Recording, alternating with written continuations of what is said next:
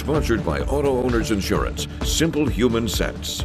It was a little bit of a gray and gloomy day across the area today, although we did see some sunshine over the past couple of hours. Temperatures are still into the 50s, 56 degrees in Lansing and Grand Ledge, 57 in Jackson, and 63 degrees down into Hillsdale. Satellite radar showing those clouds still making their way across the area, and they will increase ahead of our next weather system, but over the next 12 hours, we'll continue to see partly to mostly cloudy skies with rain showers returning by the day tomorrow. All the full details coming up in just a little bit. 6 News at 5 starts right now.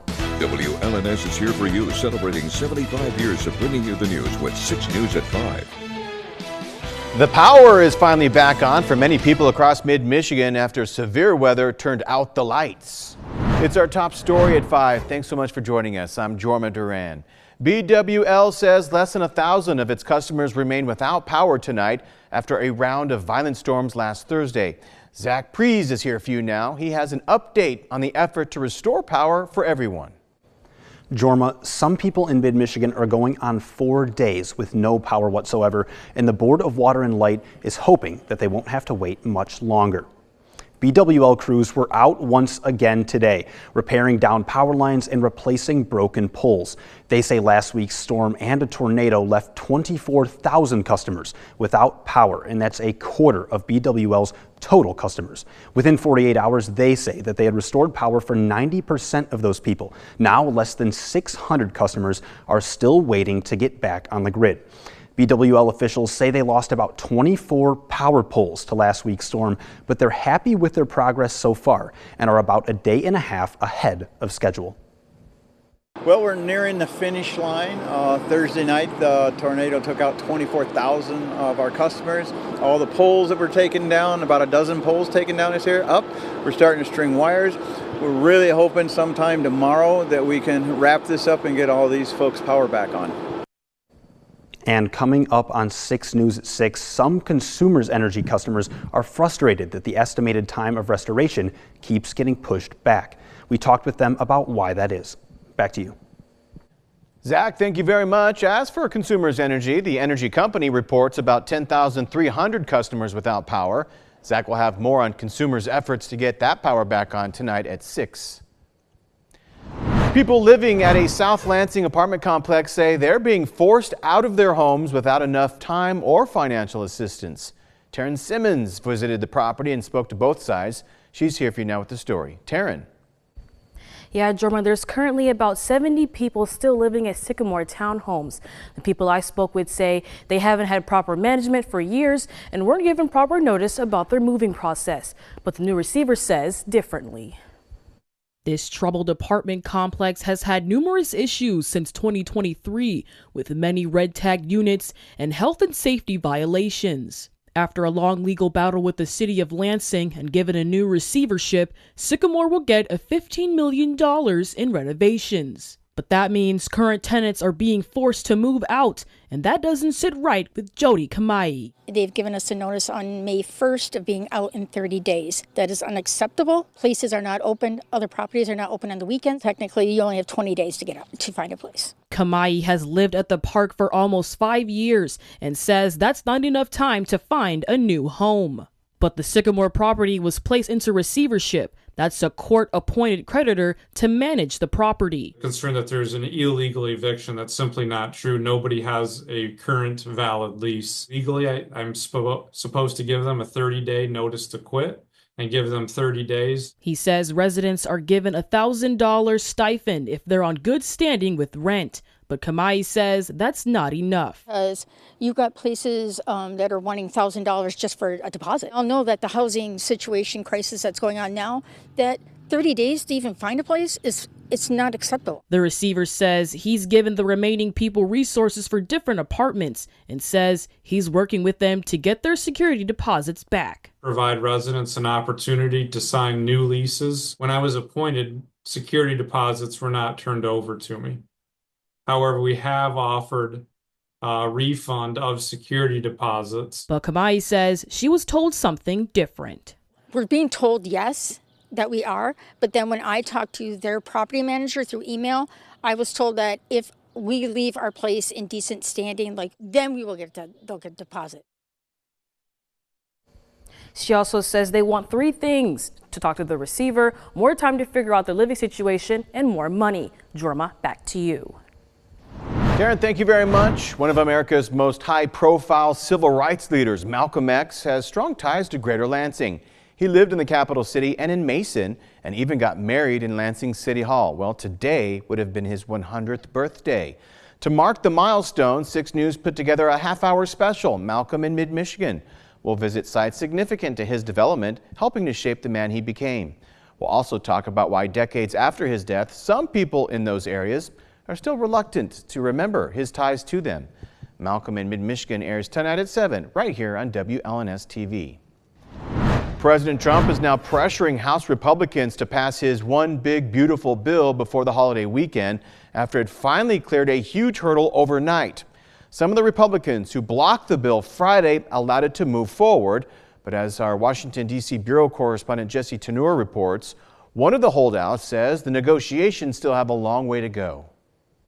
I urge my colleagues to support it. Republicans took to the House floor Monday to push President Trump's One Big Beautiful Bill. After the legislation initially failed in a House committee Friday, The ayes have it. lawmakers advanced an updated version late Sunday night. There's a lot of moving parts. GOP leaders are trying to compromise with their conservative and centrist members over proposed cuts to Medicaid and green energy programs. We got a few issues to resolve. But House Speaker Mike Johnson is still hopeful for his Memorial Day deadline to pass the bill, to extend the president's tax cuts and increase funding for border security and deportations. This bill does not add to the deficit. The nonpartisan Committee for a Responsible Federal Budget disagrees with the White House press secretary, estimating the House bill would add more than $3 trillion to the debt over the next decade. House Democrats will continue to strongly oppose the GOP tax scam. House Democratic leader Hakeem Jeffries calls this a make-or-break week for the country. Almost 14 million people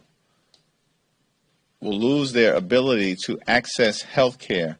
People will die. Republicans say the most vulnerable Americans will not lose coverage. The bill needs to clear another House committee before going to the floor for a full vote. In Washington, I'm Jesse Tenor. Be sure to stay with 6 News on air online at WLNS.com and through our 6 News app for the latest on the effort to get a budget passed in Washington. Back in Lansing, Anne Marie Creed is wrapping up her first day as the president of University of Michigan Health Sparrow in Lansing. Creed was vice president of Henry Ford Health System in Detroit since 2012 and helped lead the hospital during COVID. Creed oversaw surgical services and operations. She has Michigan roots and received her Master of Science in Healthcare Administration from Central Michigan University.